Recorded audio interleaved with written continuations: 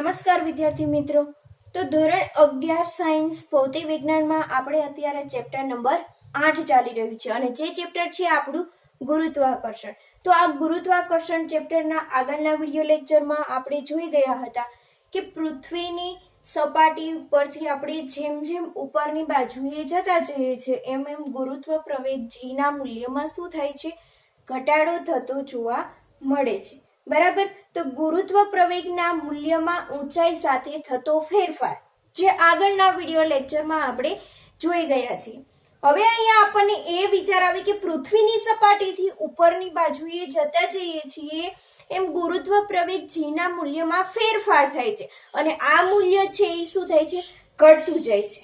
તો હવે એ પણ આપણને એ વિચાર આવશે કે માની લો કે આપણે પૃથ્વીની સપાટીથી અંદરની બાજુએ જઈએ તો શું ગુરુત્વ પ્રવેગ g ના મૂલ્યમાં ફેરફાર થાય છે?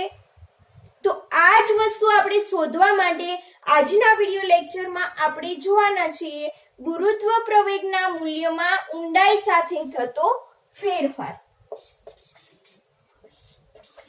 ગુરુત્વ પ્રવેગના મૂલ્યમાં ઊંડાઈ સાથે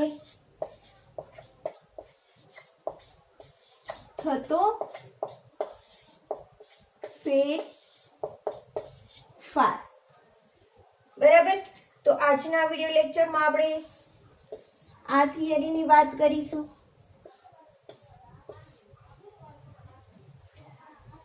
તો સૌથી પહેલા તો આપણે ગુરુત્વ પ્રવેગનું મૂલ્ય છે એ આપણે ઊંડાઈમાં મેળવવાનું છે। તો સૌથી પહેલા તો આપણે અહીંયા શું ધ્યાનમાં લેવું પડશે, પૃથ્વીને ધ્યાનમાં લેવી પડશે।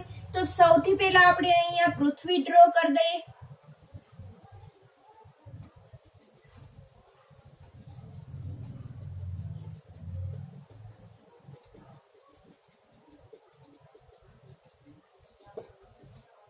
તો આ છે પૃથ્વી।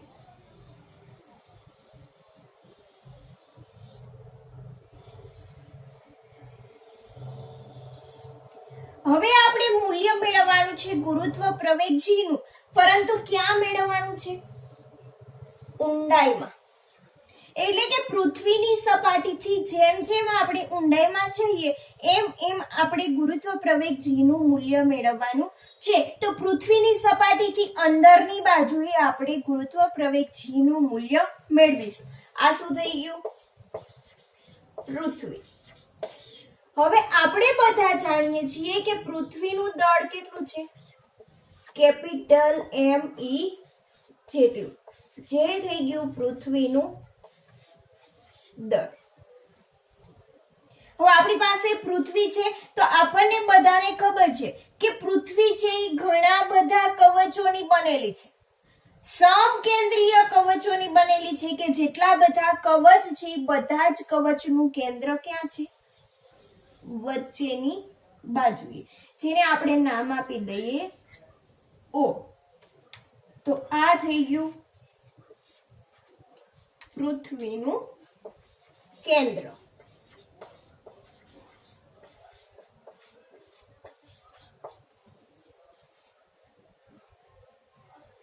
હવે અંદરની બાજુએ ગુરુત્વ પ્રવેગ g નું મૂલ્ય મેળવવાનું હોવાથી સ્મોલ m દળના પદાર્થને આપણે શું કરવું પડશે? પૃથ્વીની સપાટીથી અમુક ઊંડાઈએ સ્મોલ m દળના પદાર્થને આપણે મૂકીશું।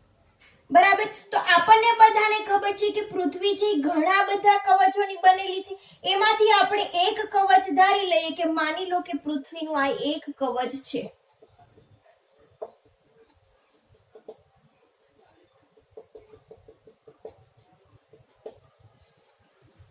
હવે આ કવચ છે એ કવચનું અંતર પૃથ્વીની સપાટીથી કેટલું છે? તો એનું નામ આપી દઈએ કે પૃથ્વીની સપાટીથી કવચનું અંતર છે એ d છે। d કેમ નામ આપ્યું? Depth of the earth surface, પૃથ્વીની સપાટીથી ઊંડાઈ, જેને આપણે d વડે દર્શાવીશું। તો આ જે આખું કવચ બની ગયું છે એ કવચ છે એ કેટલા જાડાઈનું છે? તો d જાડાઈનું છે। હવે આ ડી પૃથ્વીની સપાટીથી ડી જેટલા અંતરે કોઈ પણ એક બિંદુ આવેલું છે, જે બિંદુનું આપણે નામ આપી દઈએ પી, અને આ પી બિંદુ ઉપર આપણે શું કરશું, સ્મોલ એમ દળના પદાર્થને રાખીશું કે સ્મોલ એમ દળનો પદાર્થ છે પૃથ્વીની સપાટીથી ડી જેટલી ઊંડાઈ પર આવેલો છે, અને આ જે સ્મોલ એમ દળનો પદાર્થ છે એનું અંતર પૃથ્વીના કેન્દ્રથી કેટલું છે, તો પૃથ્વીના કેન્દ્રથી સ્મોલ એમ દળનો પદાર્થ છે એ માની લો કે આર જેટલા અંતરે આવેલો છે, કેન્દ્રથી આર જેટલા અંતરે છે, અને પૃથ્વીની સપાટીથી ડી જેટલી ઊંડાઈ પર સ્મોલ એમ દળનો પદાર્થ આવેલો છે. હવે શું કરવાનું છે, તો આપણે બધા જાણીએ છીએ કે પૃથ્વીના કેન્દ્રથી પૃથ્વીની સપાટી સુધીની ત્રિજ્યા, જેને આપણે કહી દઈએ છીએ RE, એટલે આ જે કેન્દ્ર O છે ત્યાંથી આ સપાટી સુધીનું અંતર, જેને આપણે કહીએ છીએ રેડિયસ ઓફ અર્થ, પૃથ્વીની ત્રિજ્યા, પૃથ્વીની ત્રિજ્યા. હવે RE બરાબર શું લખી શકે, તો RE બરાબર R પ્લસ ડી લખી શકે. R પ્લસ ડી કરશો એટલે તમને શું મળશે, રેડિયસ ઓફ અર્થ, એટલે RE બરાબર તમે લખી શકો R પ્લસ ડી. હવે શું કરવાનું છે, તો જો આ સ્મોલ એમ દળનો પદાર્થ છે એ પૃથ્વીની સપાટીથી ડી જેટલી ઊંડાઈ પર મૂકેલો છે, જે સ્મોલ એમ દળનો પદાર્થ છે એ પી બિંદુ પર આવેલો છે. તો આપણે જ્યાં પણ પદાર્થ મૂકેલો છે ત્યાં આપણે શું કરવાનું છે, ગુરુત્વ પ્રવેગ g નું મૂલ્ય મેળવવાનું છે. પૃથ્વીની સપાટીથી પી બિંદુ છે એ ડી જેટલી ઊંડાઈ પર આવેલું છે, તો આ પી બિંદુ ઉપર આપણે શું કરશું, ગુરુત્વ પ્રવેગ g નું મૂલ્ય મેળવશું. અહીંયા ગુરુત્વ પ્રવેગના મૂલ્યમાં ઊંડાઈ સાથે થતો ફેરફાર લેવાનો છે, તો આ જે ઊંડાઈ સાથે ગુરુત્વ પ્રવેગ g મળશે એને આપણે દર્શાવી દઈએ છીએ gd. ઊંચાઈ સાથે ફેરફાર થતો હતો તો ગુરુત્વ પ્રવેગને આપણે દર્શાવ્યું હતું gh વડે. અત્યારે ઊંડાઈ સાથે ફેરફાર થાય છે તો આપણે દર્શાવીશું gd વડે. તો હવે આ પી બિંદુ પર આપણે ગુરુત્વ પ્રવેગ gd નું મૂલ્ય આપણે મેળવવાનું છે. હવે જો ન્યૂટનના ગુરુત્વાકર્ષણના સાર્વત્રિક નિયમ પરથી બે પદાર્થો વચ્ચે શું લાગશે, ગુરુત્વાકર્ષણ બળ. આ જે સ્મોલ એમ દળનો પદાર્થ છે પૃથ્વીની અંદર ખાડો કરીને આપણે ડી જેટલો અંતર સુધી ખાડો કર્યો છે, અને પછી ત્યાં આપણે શું કર્યું છે, સ્મોલ એમ દળના પદાર્થને મૂકેલો છે, બરાબર. આખી પૃથ્વી છે એ આખી પૃથ્વીના દરેક કણોનું દળ છે એ ક્યાં કેન્દ્રિત થયેલું હોય છે, કેન્દ્રમાં કેન્દ્રિત થયેલું હોય છે. તો ન્યૂટનના ગુરુત્વાકર્ષણના સાર્વત્રિક નિયમ પરથી બંને પદાર્થો વચ્ચે શું લાગશે, ગુરુત્વાકર્ષણ બળ. તો અહીંયા લખી દઈએ ન્યૂટનના ગુરુત્વાકર્ષણના સાર્વત્રિક નિયમ પરથી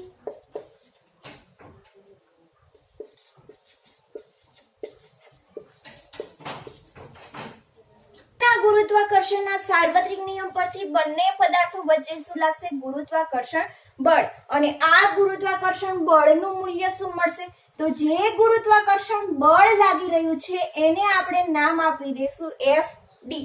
FD એટલે કે ડી જેટલી ઊંડાઈ છે પદાર્થ મૂકેલો છે ત્યાં શું લાગે છે, ગુરુત્વાકર્ષણ બળ.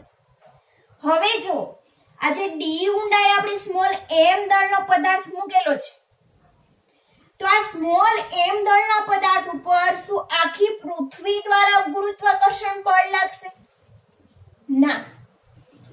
ખાલી જે આપણે ડી જેટલી ઊંડાઈ અથવા તો આર જેટલી ત્રિજ્યાની જે કવચ વિચારેલી છે, આ કવચ દ્વારા જેટલું પણ દળ હશે એટલા દળ દ્વારા જ શું થશે, સ્મોલ એમ દળના પદાર્થ ઉપર ગુરુત્વાકર્ષણ બળ લાગશે. જે બહારની બાજુએ જે ડી જાડાઈની જે કવચ આવેલી છે ઈ કવચ દ્વારા જેટલું દળ સંગ્રહ થયેલું છે ઈ દળ દ્વારા સ્મોલ એમ દળના પદાર્થ ઉપર ગુરુત્વાકર્ષણ બળ લાગશે નહીં. ખાલી આર જેટલી ત્રિજ્યાની જે આપણે કવચ વિચારેલી છે આ કવચ દ્વારા જે દળ સંગ્રહ થયેલું હશે એટલું દળ જ સ્મોલ એમ દળના પદાર્થ ઉપર ગુરુત્વાકર્ષણ બળ લગાવશે. બરાબર. તો અત્યારે આપણે આ જે કવચ છે એ દળ જ શું કરશે સ્મોલ એમ દળના પદાર્થ ઉપર બળ લગાવશે. તો આપણી પાસે તો પૃથ્વીનું દળ છે એમ ઈ, પૃથ્વીની ત્રિજ્યા છે આર ઈ, અને જે પૃથ્વી આખી આપેલી છે એ પૃથ્વીનું કદ આપણે લઈ લઈએ વી, જે થઈ ગયું પૃથ્વીનું કદ.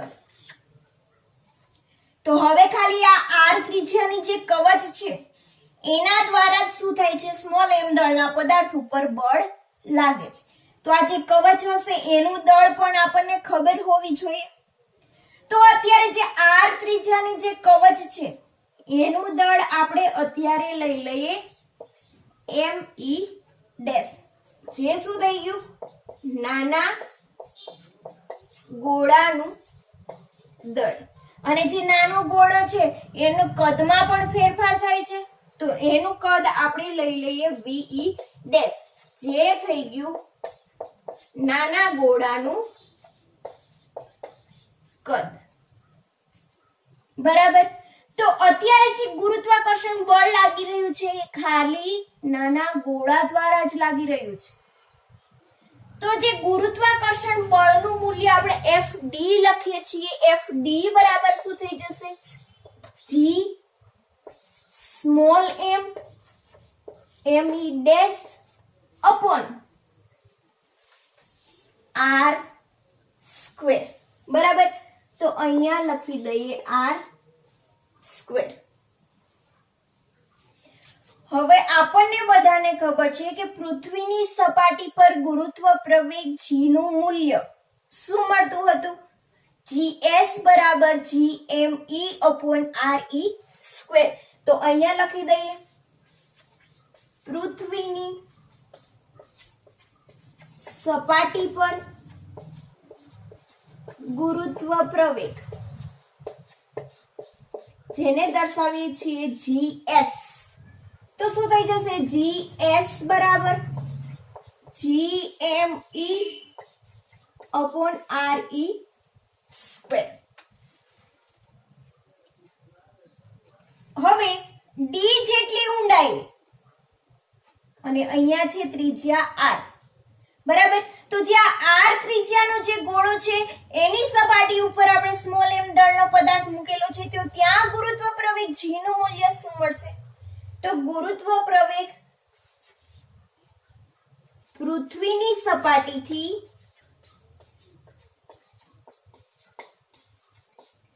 d ઊંડાઈએ ગુરુત્વ પ્રવેગ જેને આપણે કહી દઈએ છીએ GD. તો આ GD નું મૂલ્ય શું મળે છે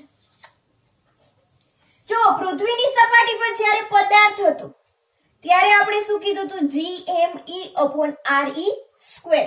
અત્યારે જે r ત્રિજ્યાનું કવચ વિચારેલું છે એની સપાટી ઉપર પદાર્થ છે તો એનું મૂલ્ય શું મળશે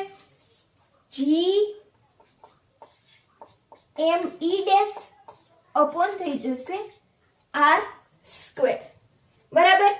હવે જો પૃથ્વીનું દળ પણ અલગ છે, કદ પણ અલગ છે, અને જે પૃથ્વી આપેલી છે એ પૃથ્વીના દ્રવ્યમાનની ઘનતા કેટલી હશે ρ જેટલી. હવે જે આ નાનું ગોળું જે વિચારેલું છે એ નાના ગોળાની ઘનતા પણ કેટલી થશે ρ જેટલી થશે. કેમ? કારણ કે દ્રવ્યમાનની ઘનતા કીધી છે તો દ્રવ્યમાન દરેક માટે કેવું હોય સરખું, એટલે ઘનતા તો બંને માટે કેવી રહેશે સરખી જ રહેશે. બરાબર. હવે અહીંયા gme ઘનતા આપણને આપેલી છે તો આ જે પૃથ્વીનું દળ me છે એની જગ્યાએ આપણે શું લખી શકીએ? જી રો વીઈ અને છેદમાં આર ઈ નો સ્ક્વેર. ઘનતા બરાબર દળના છેદમાં કદ. દળને કરતા બનાવો એટલે શું થાય? ઘનતા ગુણ્યા કદ. તો જી રો કદ છે નાના ગોળો છે એટલે પૃથ્વી છે, પૃથ્વી ગોળાકાર વિચારી લઈએ તો એનું કદ શું થાય? 4/3 પાઈ આર ઈ ક્યુબ અને છેદમાં આર ઈ નો સ્ક્વેર ઇઝ ઇક્વલ ટુ કરી દઈએ તો શું થાય? 4/3 0 પાઈ આર ઈ, જેને કહી દઈએ સમીકરણ નંબર 1. એવી જ રીતે અહીંયા શું છે? નાના ગોળાનું દળ છે તો એની જગ્યાએ પણ આપણે શું લખી શકીએ? ઘનતા ગુણ્યા કદ. તો G rho V dash. V dash એટલે કે નાના ગોળાનું કદ છેદમાં R square. G rho V dash એટલે કે નાના ગોળાનું કદ 4/3 પાઈ આર ક્યુબ અને છેદમાં થઈ જશે આર સ્ક્વેર. આર સ્ક્વેર ને આર ક્યુબ ને કેન્સલ કરો એટલે શું મળશે? 4/3 0 પાઈ આર, જેને કહી દઈએ સમીકરણ નંબર 2. હવે આપણે મેળવવાનું છે ઊંડાઈ સાથે થતો ગુરુત્વ પ્રવેગમાં ફેરફાર જી. તો જી નું ઇક્વેશન તમારી પાસે છે. આના પરથી પણ તમે શું કરો? જી નું મૂલ્ય મેળવી શકો છો. હવે આપણે પૃથ્વીની સપાટીના ટર્મમાં મેળવવું હોય તો શું કરશું? સમીકરણ નંબર 2 અને સમીકરણ નંબર 1 નો ગુણોત્તર લેતા. તો અહીંયા લખી દઈએ સમીકરણ 2 અને 1 નો ગુણોત્તર લેતા.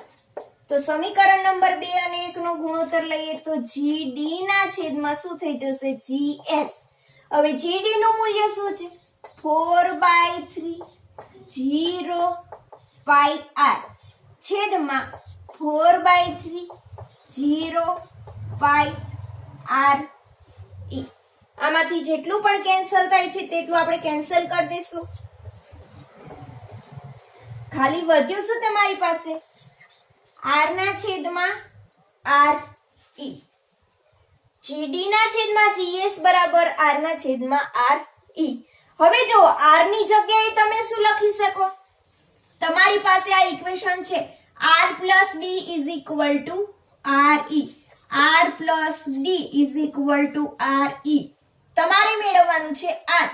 તો r ની જગ્યાએ તમે શું લખી શકો? re minus d લખી શકો. તો અહીંયા મૂકી દો. r બરાબર શું થઈ જશે? re minus d છેદમાં re. હવે આનું તમે સાદું રૂપ આપશો તો શું થઈ જશે? re ના છેદમાં re minus d ના છેદમાં re. આ બંને થઈ ગયા કેન્સલ. તો ત્યાં શું આવી જશે? 1 minus d ના છેદમાં re. શું મળ્યું તમને? gh ના છેદમાં gs બરાબર 1 minus d ના છેદમાં re. હવે gs ને તમે સામેની બાજુએ લઈ જાવ તો શું થઈ જશે? gh બરાબર gs કૌંસમાં 1 minus d ના છેદમાં re. સોરી, અહીંયા આવશે gd, અહીંયા પણ આવશે gd. ઊંડાઈ સાથે થતો ફેરફાર લઈએ છીએ.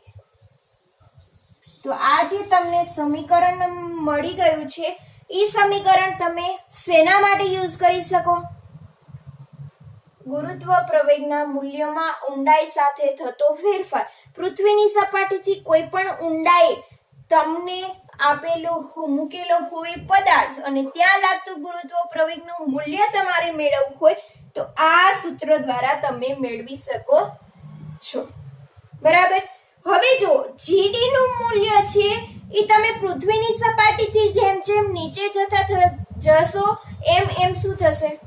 જો ડી નું મૂલ્ય જેમ જેમ વધતું જાય એમ એમ આ બ્રેકેટ નું મૂલ્ય શું થશે? ઘટતું જશે અને બ્રેકેટનું મૂલ્ય ઘટવાના કારણે જીડી નું મૂલ્ય પણ શું થશે? ઘટશે. બરાબર. તો પૃથ્વીની સપાટીથી જેમ જેમ તમે ઊંડાઈમાં જશો એમ એમ ગુરુત્વ પ્રવેગ g ના મૂલ્યમાં શું થશે? ઘટાડો થશે. તો અહીંયા લખી દઈએ d વધવાથી 1 - d ના છેદમાં re નું મૂલ્ય ઘટે. તેથી g d ના મૂલ્યમાં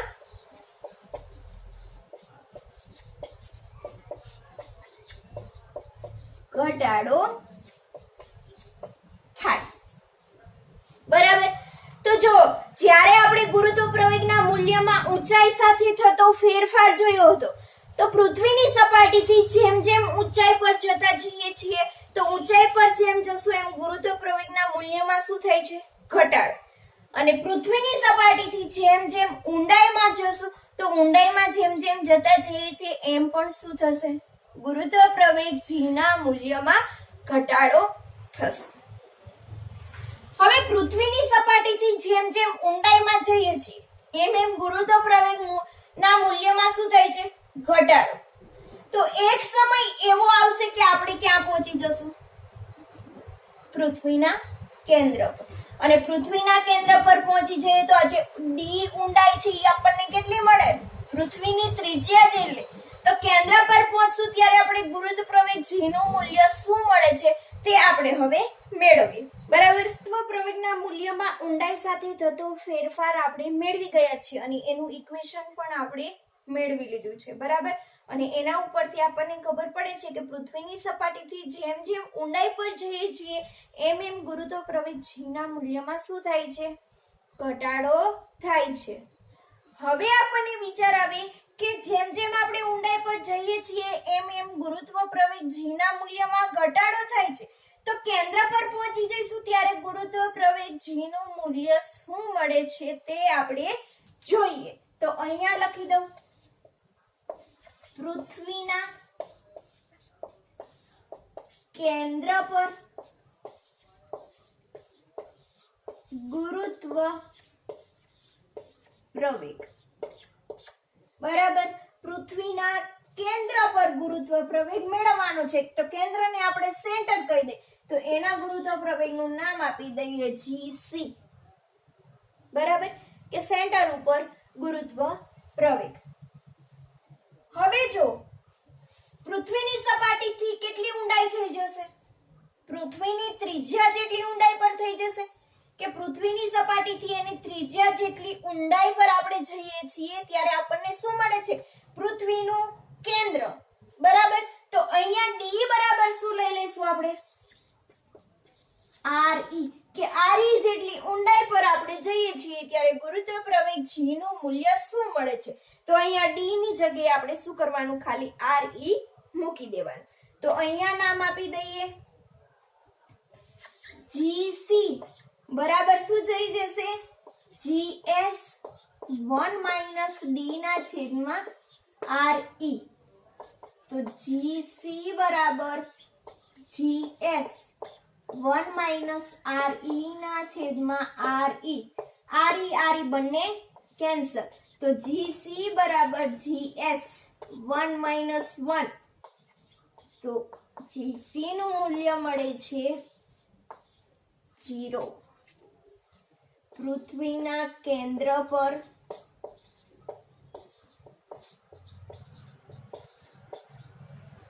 ગુરુત્વ પ્રવેગ 0 મળે છે. તો પૃથ્વીની સપાટીથી જેમ જેમ ઊંડાઈ પર જશો એમ એમ ગુરુત્વ પ્રવેગ g નું મૂલ્ય ઘટતું જશે અને કેન્દ્ર પર ગુરુત્વ પ્રવેગ g નું મૂલ્ય શું થશે? 0 થઈ જશે. બરાબર.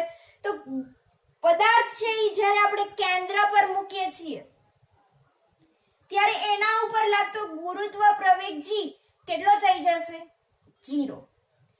તો જે અહીંયા કેન્દ્ર પર પદાર્થ મૂકેલો છે એનું વજન શું હશે? W બરાબર mg એટલે કે એનું દળ અને એના ઉપર લાગતો ગુરુત્વ પ્રવેગ. તો કેન્દ્ર પર ગુરુત્વ પ્રવેગ g નું મૂલ્ય તો 0 છે, તો m ગુણ્યા 0, તો w બરાબર શું થઈ જશે? 0. જીનીટમાં ક્વેશ્ચન પૂછાઈ શકે, પૃથ્વીના કેન્દ્ર પર કોઈ પણ પદાર્થ મૂકેલો છે, એ પદાર્થનું વજન કેટલું મળે? તો એના પર કોઈ પણ પ્રકારનો ગુરુત્વ પ્રવેગ લાગતો જ નથી. ગુરુત્વ પ્રવેગ g શૂન્ય થવાથી પદાર્થનું વજન પણ કેવું થઈ જશે? શૂન્ય. એટલે પૃથ્વીના કેન્દ્ર ઉપર કોઈ પણ પદાર્થ મૂકેલો છે તો એનું વજન કેવું છે? શૂન્ય. ત્યાં કોઈ પણ પદાર્થનું વજન હોતું જ નથી. બરાબર. તો આપણે જોઈ ગયા ગુરુત્વ પ્રવેગ g ના મૂલ્યમાં સપાટી પર કેટલું મળે છે, સપાટીથી ઊંચાઈ પર જઈએ તેમ કેટલું મળે છે, ઊંડાઈ પર જઈએ તેમ કેટલું મળે છે, અને ગુરુત્વ પ્રવેગ g નું મૂલ્ય કેન્દ્ર પર કેટલું મળે છે. તો g નું મૂલ્ય અહીંયા લખી દઈએ. ગુરુત્વ પ્રવેગ g નું મૂલ્ય સૌથી પહેલા તો સપાટી પર g નું મૂલ્ય કેટલું મળે છે? 9.8 મીટર પ્રતિ સેકન્ડ સ્ક્વેર, કે જે કેટલું મળે છે? મહત્તમ, કે સૌથી વધુ ગુરુત્વ પ્રવેગ g નું મૂલ્ય સપાટી પર મળે છે. સપાટી પરથી ઊંચાઈ પર જઈએ તેમ શું થાય? ગુરુત્વ પ્રવેગના મૂલ્યમાં ઘટાડો થાય, અને ઊંડાઈ પર જઈએ તેમ ગુરુત્વ પ્રવેગ g ના મૂલ્યમાં પણ શું થાય? ઘટાડો થાય. અને કેન્દ્ર પર ગુરુત્વ પ્રવેગ g નું મૂલ્ય કેટલું મળે છે? શૂન્ય. બરાબર. તો આ થઈ ગયું આપણું પૃથ્વીના ગુરુત્વથી ઉદ્ભવતો ગુરુત્વ પ્રવેગ. હવે આપણે 4 રીતે ગુરુત્વ પ્રવેગ મેળવી ગયા છે. તો ચારે 4 ગુરુત્વ પ્રવેગને આપણે પૃથ્વીના બહારના વિસ્તારમાં, પૃથ્વીના અંદરના વિસ્તારમાં, પૃથ્વીની સપાટી પર અને પૃથ્વીના કેન્દ્ર પર દરેક જગ્યાએ આપણે ગુરુત્વ પ્રવેગ મેળવેલો છે. તો આપણે ચારે 4 ગુરુત્વ પ્રવેગને આપણે આલેખ દ્વારા દર્શાવી શકીએ. ગુરુત્વ પ્રવેગ g શેના ઉપર આધાર રાખે છે?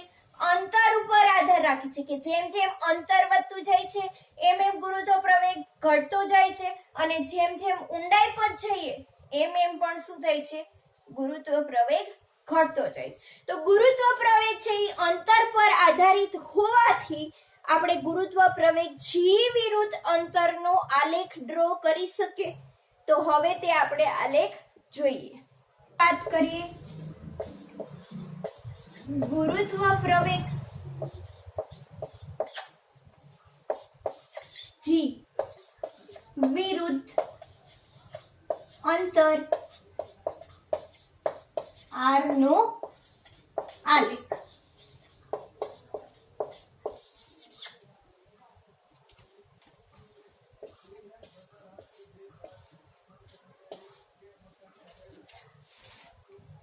સૌથી પહેલા તો પૃથ્વી છે, અને આ થઈ ગયું પૃથ્વીનું કેન્દ્ર O, અને આ છે પૃથ્વીની ત્રિજ્યા r e. બરાબર. હવે આપણે બધા જાણીએ છીએ કે સૌથી પહેલા તો પૃથ્વીના કેન્દ્ર પર ગુરુત્વ પ્રવેગ g નું મૂલ્ય કેટલું મળતું હતું? શૂન્ય. તો આપણે g વિરુદ્ધ r નો આલેખ ડ્રો કરવાનો છે. સેના વિરુદ્ધ છે એનો? ગુરુત્વ પ્રવેગ g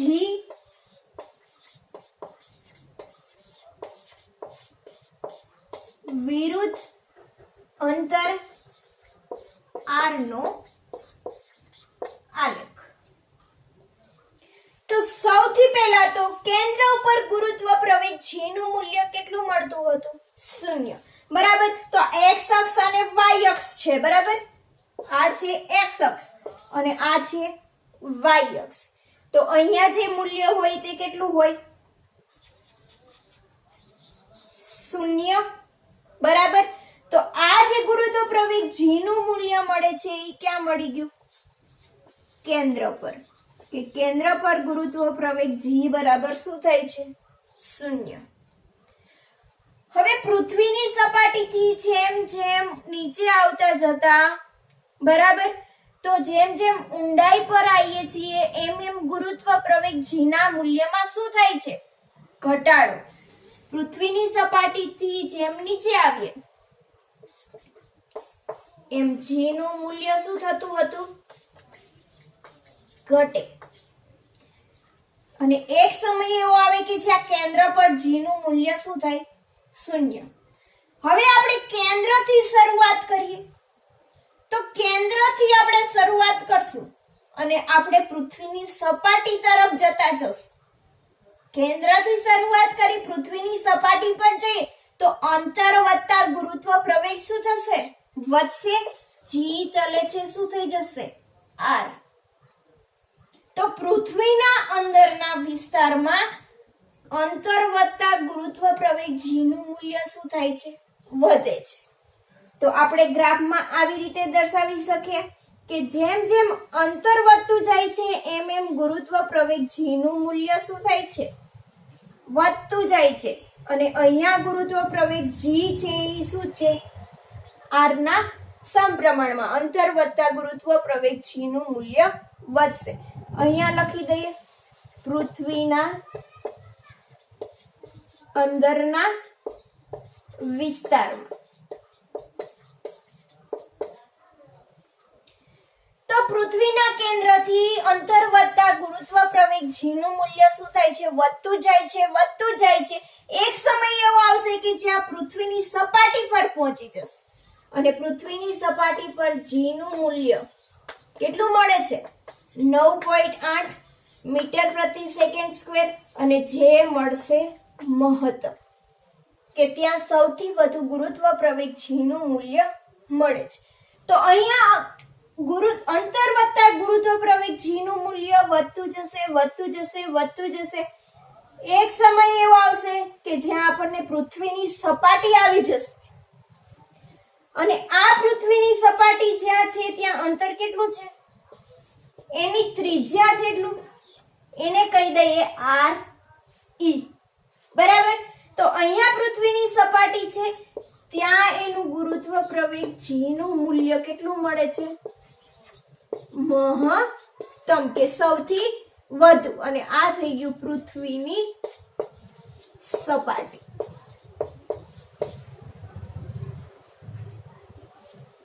હવે પૃથ્વીની સપાટી પર આપણને જી નું મૂલ્ય મહત્તમ મળી ગયું છે. હવે પૃથ્વીની સપાટીથી જેમ જેમ અંતર વધશે એમ એમ ગુરુત્વ પ્રવેગ જી ના મૂલ્યમાં શું થાય છે? ઘટાડો થાય છે. જી ચલે છે 1/r. બરાબર. તો અહીંયા આપણને ઇક્વેશન શું મળતું હતું? જી બરાબર GmE/r નો સ્ક્વેર, કે અંતર વધતા ગુરુત્વ પ્રવેગ જી નું મૂલ્ય ઘટે છે. તો જી ચલે છે 1/r સ્ક્વેર. બરાબર. તો અહીંયા આપણે હવે શું થયું? ગુરુત્વ પ્રવેગ જી નું મૂલ્ય મહત્તમ મળી ગયું છે. હવે અંતર વધતા ગુરુત્વ પ્રવેગ જી ના મૂલ્યમાં શું થાય છે? ઘટાડો. તો જેમ જેમ અંતર વધતું જશે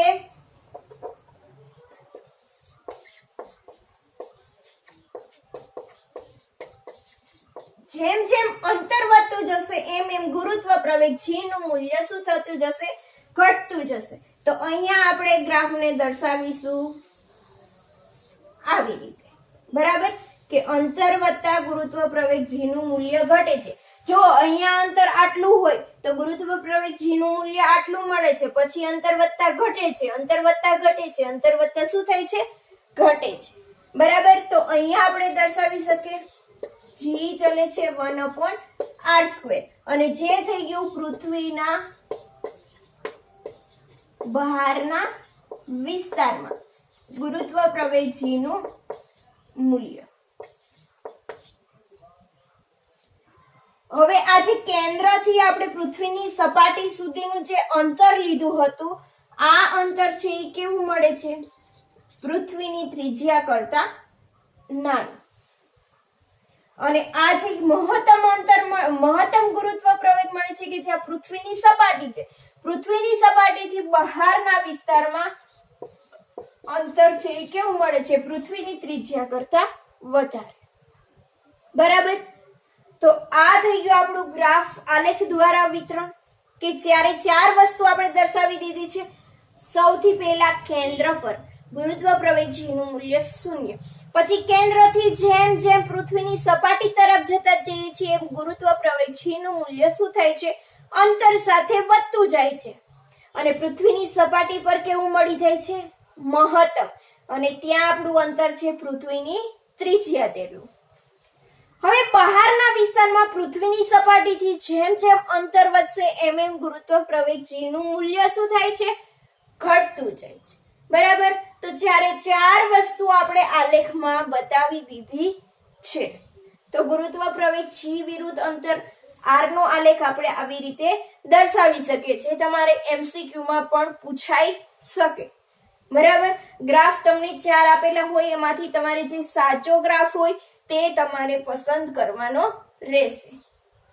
તો અહીંયા આપણો સંપૂર્ણ ટોપિક પૂરો થાય છે. પૃથ્વીના ગુરુત્વથી ઉદ્ભવતો ગુરુત્વ પ્રવેગ.